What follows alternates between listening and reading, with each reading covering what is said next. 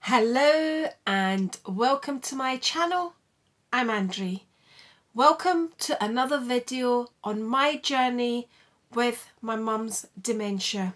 This is the second video I'm making, and in this video I'm going to discuss the first signs that we as a family noticed my mum's dementia starting. But first of all, before I get into that, I would like to say a big thank you to all of you that left those most loving comments. I just read them, reread them, and read them and reread them, and I couldn't find the words to reply. I just felt anything that I wrote just wasn't good enough, just didn't show how much every one of those words meant to me. So all I could say was thank you, and from the bottom of my heart I thank you. You have no idea what those comments meant to me.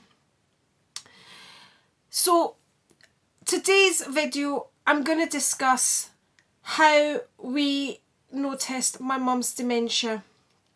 But first of all, before I get into that, if you ask a medic what is dementia, they describe it as a condition that damages brain cells. That's how a medic will describe dementia. If you asked me, I would describe dementia as a thief. Now, one of my friends wrote in the comments, she described dementia as a sneaky burglar. And that is exactly how I have described dementia in the past. It's a thieving beep. It takes everything. It has taken away my mum's dignity. It has taken away my mum's personality. It has taken away her wonderful memories. It has taken away her independence, her voice, her mobility, even her home. It takes everything, and this dementia will take her last breath. But I'll tell you one thing that dementia won't take away. It won't take me away.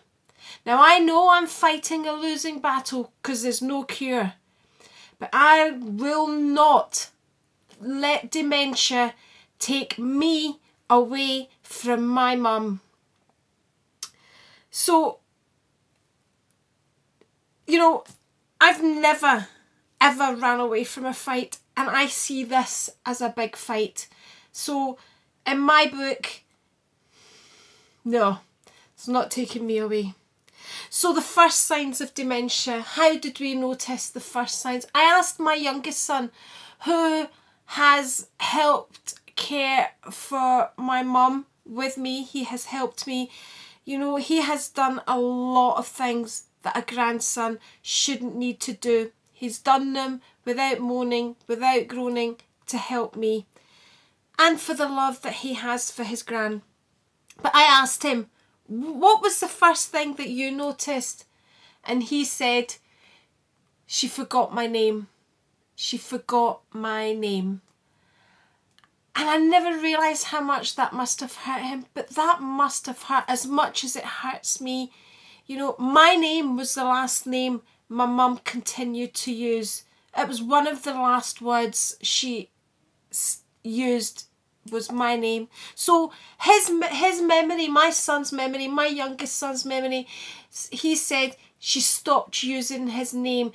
She would refer to him as the baby. Now, he was probably, I don't know, he was a grown man at the time, and she would refer to him as the baby, or she would say, come here, without actually using his name. So that's when he noticed that something wasn't right.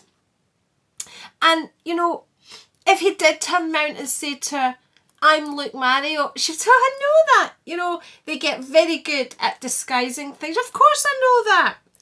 So with me, I noticed, the beginning stages, nobody really knows because you're in denial, you're not accepting what's happening, and it's simple things that we all tend to forget. Where did we put our keys? Did we switch the light off? Go back and check again and again. We've all done that. So that kind of memory loss, that kind of forgetfulness, that's still forgetfulness. You don't really think of it as dementia. What I want to add here is my gran also had dementia, and my mum and I often joked, and she would say to me, Andre, if I ever get to that stage where I don't recognise you, my life is not worth living. We joked, my mum and I, never ever thinking that she would end up like my gran. In the same way, I joke with my sons, and they joke with me. They don't really think their mum's going to end up with dementia. But the likelihood is, my husband hates me to say this, but the likelihood is I will eventually end up with dementia. My gran had it, my mum's mum. My mum has it, and my dad had it. So my likelihood is I'll be having it. I'll be taking on this disease. I just pray to God they come with a cure. Anyway, so I noticed that my mum would start cooking food, making recipes that she had done for years. All my mum's recipes were up here. She didn't write any recipes down. She knew them all here. And I remember looking at her. I was kind of sitting in the sitting room. I could hear my mum getting angry. And I thought, what's going on? So I walked into the kitchen and said, what's wrong? And she's really flustered and she's really angry. And I said, what's wrong? She said, these kiftedes, which I've actually done the recipe on my YouTube channel, but they're not frying. And I looked in the pot and she was trying to deep fry these kiftedes with a teaspoonful of oil. And I said, Mum, you've not put any oil. Don't try and tell me my recipe. And I thought, this is not right at all. So then lots of things like that. The boys would ask her to make certain things. She couldn't remember. She couldn't remember recipes that she had made for years. But, at this stage, she's still doing everything else in the normal way that she normally does. She would still get up, make her bed, go get washed, brush her teeth, get dressed, all the things she can't do anymore. But she could still live day to day, and somebody that didn't know her wouldn't realise that there was anything wrong. But we as a family started noticing these things, misplacing things, getting agitated. I remember packing her suitcase. She would go and unpack the things. She would get angry because I would go back and this backwards and forwards, backwards and forwards. It was all these things. But again, she was still able to lead a normal life. She was still keeping a house tidy. She could still do all of these things. But it was that forgetfulness.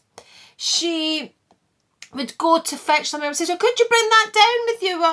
What is it? What did you ask me to bring? That kind of thing.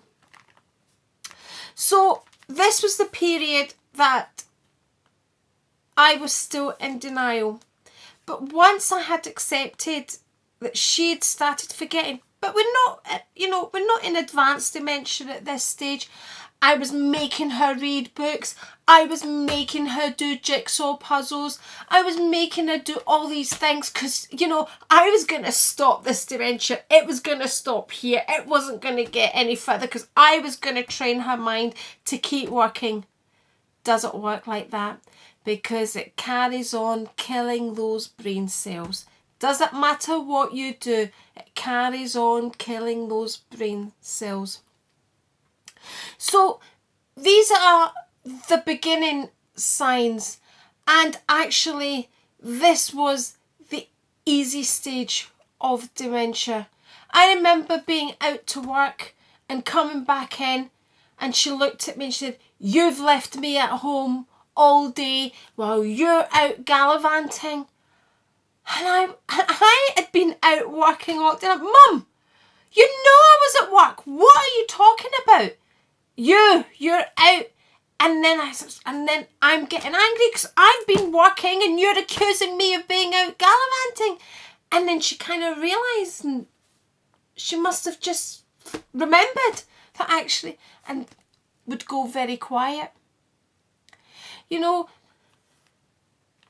that was the beginning stage of dementia. The next stage after that, after the simple forgetfulness, that's when it starts to get hard. I would say when it moves on from just simple forgetfulness and into confusion, that's the hard. That's the most difficult part for me, because she would forget, but we would still go shopping. We could still chat. I would come in from work, get changed. She would come and sit with me in my room. We would have a wee glass of wine together. We would, have a wee snack, chat away. She would rub my feet, that kind of thing. We could still do all these things, but dementia was there. In fact, they say dementia probably starts 20 years before it actually shows any signs. So I'm guessing if I've got it, I'm kind of there already. But I'll tell you, I'm fighting it. I guess my mum said the same thing. So it's just simple forgetfulness that, things start. I remember going Christmas shopping with her, and she remembered I need to get this for this person, this for that person, this, and she would rhyme off all the gifts. We would come home, we would unpack, and she would say, who was that for? I would tell her, right, so this is for this person, this is for this, and she would say, right, this is and then she would say, who was that for? No, that was the beginning, and I wish with all my heart it stayed at that stage, but unfortunately it doesn't stay at that stage. If you're watching this and you're at the first stages, enjoy it, make the most of it, because it gets worse. The person becomes more withdrawn, you get less conversation with them, you get less interaction with them. But I'll talk about all these things.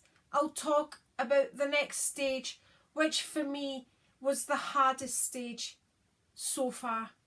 It's the most difficult stage, because that's the stage where confusion has kicked in.